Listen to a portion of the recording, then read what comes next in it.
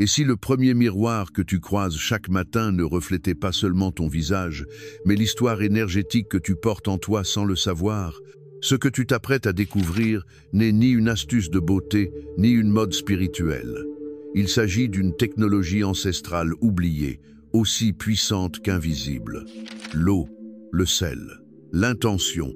Trois éléments qui, lorsqu'ils s'unissent, peuvent réécrire non seulement ce que le monde perçoit de toi, mais aussi ce que tu te rappelles de toi-même. On dit que les grands mystères ne résident pas dans les temples cachés, ni dans les vieux livres oubliés par le temps, mais dans ce que nous faisons au quotidien sans y prêter attention. Parmi les gestes les plus simples se trouvent des clés capables d'ouvrir des dimensions intérieures que nous avons fermées par habitude. L'un de ces gestes est celui de se laver le visage, qui, à première vue, semble n'être qu'une routine matinale de plus, mais qui recèle, en réalité, une vérité oubliée. Car le visage, bien plus qu'un ensemble de traits, est un seuil, un espace vibratoire, où se manifeste la première expression de notre âme dans le monde physique. C'est là que s'impriment nos émotions, nos luttes inavouées, nos joies inexprimées et les regards que nous avons absorbés sans les filtrer. L'énergie qui habite le visage n'est pas statique. Elle bouge, se transforme, se salit, se trouble comme le fait un miroir. C'est pourquoi elle doit être purifiée non seulement par l'eau, mais aussi par la conscience. Lorsque nous comprenons que chaque geste sur le visage porte une histoire énergétique, nous commençons à nous regarder autrement. Ce n'est pas la même chose de toucher son visage que de l'habiter. Ce n'est pas la même chose de le laver machinalement que de le reconnaître comme le temple à travers lequel notre essence se manifeste. Le visage est bien plus qu'une carte de visite que nous présentons au monde. C'est une archive vivante, où se logent tensions, gestes empruntés, paroles retenues et émotions refoulées. Si, pendant des jours, des semaines ou des années, nous marchons sous le poids de ce qui n'a pas été exprimé, notre visage commence à se transformer en quelque chose qui ne nous appartient plus tout à fait. Et c'est alors que nous cessons de nous reconnaître dans le miroir, non pas parce que nous avons vieilli, mais parce que nous avons accumulé des vibrations étrangères qui ternissent notre lumière originelle. Dans ce contexte, l'utilisation de l'eau et du sel prend une dimension tout à fait nouvelle. Il ne s'agit pas de formules cosmétiques, ni de recettes superstitieuses, mais d'une sagesse ancestrale qui comprenait la relation entre les éléments de la nature et le corps humain comme expression d'un même langage. L'eau, principe féminin universel, a toujours été perçue comme un symbole de vie, de mouvement, d'émotion en circulation. Sa qualité réceptive et malléable lui permet d'absorber l'intention et de libérer les densités lorsqu'elle est appliquée en pleine conscience. Le sel, quant à lui, représente le principe structurel, solide, stable. C'est un cristal, une géométrie sacrée, un conducteur d'énergie, un protecteur naturel contre les vibrations désordonnées. Dans l'ancienne alchimie, on disait que le sel renferme le feu solaire minéralisé, capable d'absorber les impuretés et de restaurer l'équilibre. Lorsque ces deux éléments sont combinés, ils forment une unité sacrée. L'un emporte ce qui doit être relâché, l'autre réorganise le champ vibratoire, permettant au nouveau de trouver sa place. Depuis des temps anciens, des cultures de différentes régions ont pressenti ce pouvoir. En Égypte, les rituels de purification étaient essentiels avant tout contact avec le monde spirituel. Aucun initié ne s'approchait des temples ou ne se reliait à des sphères profondes sans avoir au préalable nettoyé son corps avec de l'eau enrichie de minéraux. La tradition hébraïque a aussi conservé cette mémoire à travers les mikvés, des bains rituels utilisant de l'eau vive et des sels naturels pour restaurer la pureté après des expériences émotionnelles ou énergétiques intenses. Dans l'Inde védique, l'eau est appelée Apa et est considérée comme une manifestation directe du divin féminin, tandis que le sel est utilisé comme agent de transmutation énergétique dans de nombreux rituels de purification. Même les philosophes grecs de l'Antiquité, comme Empédocle, enseignaient que l'eau faisait partie des 4 éléments éternels qui composaient non seulement la matière, mais aussi l'essence même de l'âme humaine. Tout cela converge vers une même compréhension profonde. L'extérieur et l'intérieur ne sont pas séparés, et le corps n'est pas un simple véhicule, mais un temple vibrant. Si le corps est un temple, alors le visage en est l'autel. Et tout autel doit être nettoyé avec respect, non pas comme une corvée, mais comme un acte de révérence. Lorsque nous lavons notre visage avec de l'eau et du sel, nous ne réalisons pas simplement une action physique. Nous posons un acte énergétique, une invocation silencieuse qui dit « Je me purifie, je me reconnais, je reviens à moi-même ». Ce geste, lorsqu'il est accompli avec présence, possède le pouvoir de réorganiser le champ vibratoire, de dissoudre des schémas qui ne nous appartiennent pas et de redonner au visage sa luminosité naturelle, non pas comme un effet cosmétique, mais comme un reflet spirituel. Le visage est le premier espace où s'imprime ce que nous vivons. C'est là que réside le front chargé de tension, les lèvres durcies par les mots que nous n'avons pas su dire, les yeux fatigués d'avoir trop vu. Mais c'est aussi là que la lumière intérieure peut à nouveau se refléter lorsque nous nettoyons ce qui est en trop, lorsque nous enlevons la poussière invisible de ce qui n'a pas été dit, pas pleuré, pas pleinement vécu. C'est pourquoi la pratique de se laver le visage avec de l'eau et du sel ne doit pas se faire avec précipitation ni par habitude, mais avec intention. Le pouvoir ne réside pas dans l'acte lui-même, mais dans la conscience qui l'accompagne. Chaque matin, au réveil, lorsque l'âme revient encore du monde subtil des rêves et que le corps commence à se réactiver, c'est le moment idéal pour faire de ce geste une cérémonie. Le premier contact avec soi-même ne doit pas être avec le téléphone, ni avec les actualités, ni avec les exigences du monde extérieur. Il doit être avec toi, avec ton reflet, avec ton visage, cet espace sacré où tout commence. En te préparant à cet acte, évite l'automatisme. Choisis un récipient en verre ou en céramique qui conserve l'énergie avec dignité. Remplis-le d'eau tiède, symbole du point d'équilibre entre l'actif et le passif, entre la chaleur du jour et la fraîcheur de la nuit. Ajoute une cuillère de gros sel, de sel marin ou de l'Himalaya, mais jamais de sel raffiné, car celui-ci a perdu sa structure, son âme géométrique. Alors, avant de toucher l'eau, respire. Si tu le peux, allume une bougie. Laisse le feu être témoin de la renaissance quotidienne que tu t'apprêtes à appeler. Porte l'eau avec tes deux mains vers ton visage, non pas avec violence ni précipitation, mais avec la même douceur que celle d'une bénédiction. Ne frotte pas. Glisse. Honore. Tandis que l'eau salée touche ta peau, ressens comment les mémoires émotionnelles commencent à se dissoudre, comment ce qui est étranger se détache, comment ce qui t'appartient retrouve sa place. Ce n'est pas un bain, c'est un redémarrage. C'est le commencement d'un jour nouveau, à partir du centre, de l'authentique, du vibrant. Et ainsi, sans paroles bruyantes, sans formules magiques complexes, le simple devient sacré. Et toi, avec chaque geste conscient, tu deviens le gardien de ton temple.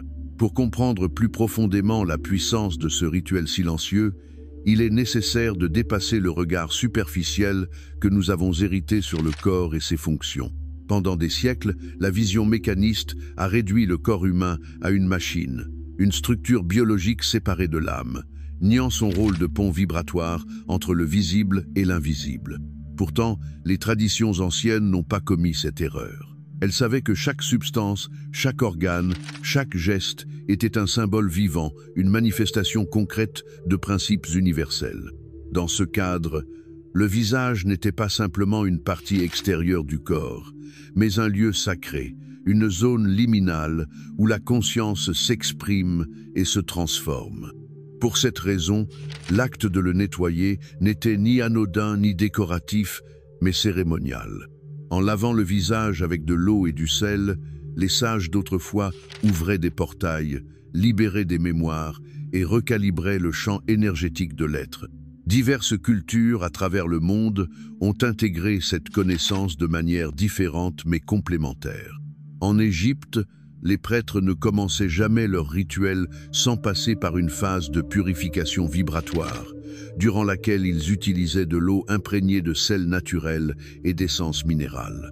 Cette préparation n'était pas considérée comme un acte d'hygiène, mais comme une reconfiguration de l'état vibratoire du corps.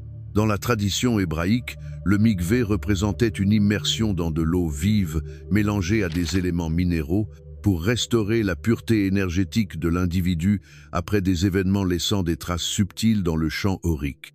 Dans la cosmologie védique, l'eau était considérée comme un principe divin féminin, utile non seulement à la vie biologique, mais aussi à la vie spirituelle, tandis que le sel était perçu comme un agent capable d'absorber les densités, les blocages et les mémoires émotionnelles. Même les anciens Grecs, dans leur vision philosophique, reconnaissaient dans le sel un don du dieu de la mer, Poséidon, et dans l'eau l'un des 4 piliers éternels constituant le cosmos. Chacune de ces cultures savait que le monde matériel est une manifestation du monde subtil, et que les éléments de la nature ne sont pas de simples objets inertes, mais des principes vivants pouvant être activés par l'intention. C'est pourquoi, lorsque nous parlons de l'eau et du sel, nous ne le faisons pas en termes chimiques ou cliniques. Nous le faisons en reconnaissant leur capacité symbolique, leur rôle en tant que véhicule de transformation. L'eau est réceptive, émotionnelle, fluide. Elle a la capacité de mémoriser l'information, comme le démontrent ses structures moléculaires qui changent en fonction de la vibration des mots qu'on lui adresse ou du regard qu'on lui porte. Le sel, quant à lui, représente la cristallisation de l'énergie solaire. Il est structure géométrique, ordre, ancrage face à la dispersion énergétique. Ensemble, ils forment une technologie spirituelle qui ne nécessite ni circuit ni câble, car leur pouvoir ne réside pas dans le visible, mais dans la fréquence qu'ils émettent lorsqu'ils sont activés avec conscience. Le visage, étant le point de plus grande exposition et d'échange avec l'environnement, est aussi l'espace où s'accumulent le plus les vibrations qui ne nous appartiennent pas. Par les yeux, nous absorbons des images, des regards, des jugements. Par la bouche, nous prononçons des mots que nous ne ressentons pas toujours, ou nous taisons des vérités restées coincées entre nos dents. Chaque geste répété, chaque expression maintenue par obligation, laisse une empreinte. Et comme un miroir non nettoyé, le visage commence à refléter une image qui n'est plus authentique. À ce moment-là, ce que nous montrons au monde cesse d'être notre lumière intérieure pour devenir un masque tissé d'attentes extérieures, d'émotions héritées, de mémoires jamais libérées.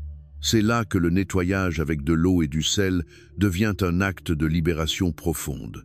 Nous n'éliminons pas simplement des impuretés, nous désactivons des schémas, nous dissolvons de vieilles tensions, nous nous souvenons de la forme originelle de notre expression. Se laver le visage avec ce mélange n'est pas un acte physique, c'est un langage symbolique. En le faisant, nous disons à l'univers « Je suis prêt à laisser partir ce que je ne suis pas, à libérer ce qui s'est accroché, à récupérer ce qui m'appartient. » C'est pourquoi ce geste doit être accompagné d'une intention claire. Il ne suffit pas de mouiller son visage. Il est essentiel de sentir l'eau sur la peau comme une caresse spirituelle. Il faut visualiser le sel comme un filet lumineux qui capture ce qui est étranger et le dissout. Lorsque nous fermons les yeux pendant que l'eau et le sel parcourent nos traits, nous ne fuyons pas la réalité, nous la retrouvons depuis l'âme. Visualisez, à ce moment-là, comment les émotions non exprimées se détachent, comment les charges tombent comme des feuilles mortes emportées par la rivière, est une manière d'activer la conscience. Chaque goutte devient une prière, chaque geste devient un appel. Beaucoup demandent combien de temps il faut pour ressentir le changement. La réponse ne se trouve pas dans les jours, mais dans la constance et l'intention. Au début, cela peut sembler imperceptible, comme tout ce qui est subtil. Mais après plusieurs jours de pratique, l'énergie commence à se transformer. Le visage se sent plus léger. Les yeux brillent sans raison apparente. Le sommeil s'améliore. La respiration devient plus profonde. Ce qui faisait mal commence à se dissoudre dans le silence. Même la manière dont les autres te regardent change, non pas parce qu'ils ont changé, mais parce que toi, tu vibres autrement. Tu as nettoyé l'antenne, tu as restauré le signal, et maintenant ton chant reflète une fréquence plus élevée, plus cohérente avec ta vérité intérieure. Il est important de comprendre que cette pratique ne cherche ni la perfection, ni des résultats esthétiques.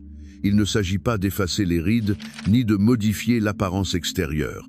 Il s'agit de redonner au visage sa capacité à être un canal de lumière, de vérité, de présence. Lorsque cela est accompli, quelque chose en nous s'aligne. L'image de soi devient congruente avec l'essence de soi. On ne voit plus un visage qui lutte pour paraître, mais un visage qui simplement est. Et dans cet être, il y a la paix. Le rituel ne requiert ni grands éléments, ni complexité. Un bol d'eau tiède, une cuillerée de sel vivant et quelques minutes de présence suffisent. Mais ce qui se passe dans ce petit instant a le pouvoir de déplacer des structures profondes, de réaligner des mémoires, d'invoquer la clarté. Car chaque fois que tu le fais, tu réaffirmes un engagement envers toi-même, celui de ne plus porter ce qui ne t'appartient pas, celui de prendre soin de ton champ énergétique comme tu prends soin de ton corps, celui de reconnaître dans la simplicité une porte vers le sacré. Il n'y a pas de mystère plus profond que celui qui se cache dans la répétition consciente d'un acte quotidien. Et lorsque cette répétition devient cérémonie, lorsque cette cérémonie est maintenue dans le temps, l'âme commence à se souvenir. Peu importe à quel point tu t'es éloigné de toi-même. Une seule goutte avec intention suffit pour commencer le retour. Il existe une vérité silencieuse qui se répète dans toutes les traditions spirituelles, mais que l'esprit moderne ignore souvent. Ce que tu fais avec intention transforme ton champ énergétique, mais ce que tu fais avec intention et constance reconfigure ta réalité. Dans la pratique de se laver le visage avec de l'eau et du sel, lorsque celle-ci est réalisée quotidiennement comme un acte conscient, nous ne nettoyons pas simplement une surface, nous réécrivons des schémas vibratoires gravés dans notre expression, dans notre identité, et même dans la manière dont nous habitons le temps. Le visible change lorsque l'invisible s'ordonne, et cet ordonnancement ne se produit pas par hasard, mais par une répétition vibratoire soutenue. En physique quantique, on parle de cohérence comme de la condition dans laquelle les particules d'un système oscillent en synchronie. En termes spirituels, la cohérence se manifeste lorsque ce que tu fais, ce que tu penses, ce que tu ressens et ce que tu émets vibrent à l'unisson. Ce rituel, s'il est maintenu comme une pratique vivante, engendre cet effet. Il aligne l'intention, l'action et l'énergie en un seul geste. Le visage est, par nature, une interface énergétique. C'est là que se croisent les ondes internes de la pensée et les influences externes de l'environnement. Chaque regard reçu, chaque parole non dite, chaque émotion refoulée se manifeste sous forme de micro-expressions, de tensions musculaires, de rigidité qui, avec le temps, deviennent une partie intégrante de ton langage non verbal. Ce qu'il y a de plus subtil, c'est que bien souvent ces marques ne t'appartiennent pas. Elles sont le reflet d'expériences héritées, de peurs acquises, d'attentes extérieures que tu as intégrées sans en avoir conscience. C'est pourquoi, lorsqu'on commence à se laver le visage avec de l'eau et du sel, cela peut d'abord sembler n'être qu'un soulagement physique ou un geste symbolique. Mais peu à peu, cette pratique agit comme un miroir restauré, un miroir qui ne reflète pas seulement l'image extérieure, mais qui renvoie aussi une image intérieure plus claire, plus authentique, plus tienne. D'un point de vue de la métaphysique quantique, le corps humain est un système d'information en perpétuelle rétroaction. Chaque cellule est capable de recevoir, de traiter et d'émettre de l'information vibratoire. L'eau, étant un conducteur parfait, agit comme un support à travers lequel l'intention peut être codée. Lorsque cette eau touche le visage, il ne s'agit pas seulement d'un changement thermique ou d'un acte de nettoyage superficiel, mais d'un acte de programmation vibratoire. Et si l'on y ajoute du sel naturel, ce mélange devient un catalyseur capable d'absorber les charges denses, de réorganiser le champ énergétique local et de stabiliser la nouvelle fréquence que tu es en train d'émettre. Cela s'explique par la structure cristalline ordonnée du sel, car tout cristal a la capacité d'absorber, de stocker et de retransmettre des fréquences. En d'autres termes, le rituel de l'eau et du sel n'est pas seulement symbolique. Il est aussi fonctionnel dans une perspective énergétique, mais l'essentiel se joue sur le plan de la conscience. Chaque fois que tu portes l'eau à ton visage avec une pensée claire, une affirmation précise, une intention pure, tu actives la loi de correspondance. Tu dis à l'univers, « Voici ce que je veux refléter, voici ce que je choisis de maintenir, voici la vibration que je décide d'émettre. » Et puisque tout dans l'univers répond à des schémas vibratoires, ce nouveau champ que tu as établi commencera à résonner avec des expériences qui lui correspondent. Des personnes différentes commenceront à s'approcher. Des opportunités jusque-là invisibles se révéleront. La synchronicité, qui n'est rien d'autre que la manifestation de la cohérence intérieure dans le monde extérieur, deviendra de plus en plus évidente. Non pas parce que le monde a changé, mais parce que tu as affiné la fréquence à partir de laquelle tu l'interprètes. Avec le temps, même les rêves changent. L'esprit commence à se libérer des résidus émotionnels accumulés, et au lieu de recréer des scénarios de tension ou de répétition, il commence à explorer des espaces plus libres, plus lucides, plus créatifs. Au réveil, tu sentiras qu'un voile s'est levé, qu'il n'y a plus de silence entre chaque pensée, qu'il n'y a plus d'espace pour la gratitude, pour la clarté, pour la présence. Il ne s'agit pas d'effets magiques, mais des conséquences naturelles d'un champ énergétique moins saturé. Dans cet état, le visage cesse d'être un masque et devient un phare. Il irradie sans effort, communique sans bruit, attire sans forcer. C'est alors que le geste cesse d'être un simple rituel matinal pour devenir une manière d'être au monde. Tu commences à te mouvoir avec plus de douceur, non pas par faiblesse, mais par intégration. Tu apprends à choisir quels regards absorber et lesquels rendre sans conflit. Tu apprends à clore la journée avec le même respect que celui avec lequel tu l'as commencé, en portant une fois encore l'eau et le sel à ton visage, comme quelqu'un qui rassemble les fils épars du jour et les ramène au centre. Car le visage ne se charge pas seulement de ce qui entre le matin, il accumule aussi ce qui a été vécu tout au long de la journée. C'est pourquoi répéter le rituel au crépuscule, surtout après une journée lourde, est une façon de fermer le portail et de restituer l'axe au corps. Si tu le peux, ajoute une affirmation qui te serve d'ancrage. Pas une phrase automatique, mais une déclaration vivante qui résume ta vérité. Elle peut être simple. Je permets à mon visage de refléter mon essence, ou ma présence purifie ce que je ne suis pas et soutient ce que je suis. Choisis des mots qui vibrent, qui te ramènent à toi, car le langage est aussi vibration, et lorsqu'il est prononcé avec présence, il devient un outil de transformation. Au fil du temps, de nombreux rituels ont été oubliés non pas parce qu'ils ont perdu leur pouvoir, mais parce qu'il est devenu plus confortable de vivre déconnecté. Mais tout ce qui a un jour été réel peut être rappelé. Le visage, l'eau, le sel, n'ont pas besoin d'instructions complexes, seulement de ta présence. C'est cela qui les réactive, c'est cela qui les rend portail. Peu importe si au début tu ne ressens rien. L'énergie ne se manifeste pas toujours par des éclats visibles. Parfois, elle se révèle dans la façon dont tu respires, dans la manière dont tu te regardes, dans la douceur avec laquelle tu réagis à ce qui, autrefois, te perturbait. Et si un matin tu oublies de faire le rituel, ne te blâme pas. Rappelle-toi qu'il ne s'agit pas de perfection, mais de constance consciente. Reviens à toi, reviens au bol, reviens au miroir. Non pas comme quelqu'un qui se contraint, mais comme quelqu'un qui se retrouve. Car l'âme n'a pas besoin de grandes cérémonies, elle a besoin de petits actes empreints de vérité. En ces temps où tout semble accéléré, déconnecté, fragmenté, choisir de t'arrêter une minute pour honorer ton visage est une révolution silencieuse. C'est affirmer que c'est toi qui décides de l'énergie qui entre et de celle qui part. C'est te rappeler que tu n'es pas ici pour survivre au chaos, mais pour t'habiter avec dignité, l'eau et le sel. Le visage et l'âme, la présence et le geste, cela suffit. Et dans cette simplicité réside le mystère le plus profond. Tu es temple, tu es alchimie, tu es le gardien de la lumière qui habite ton regard.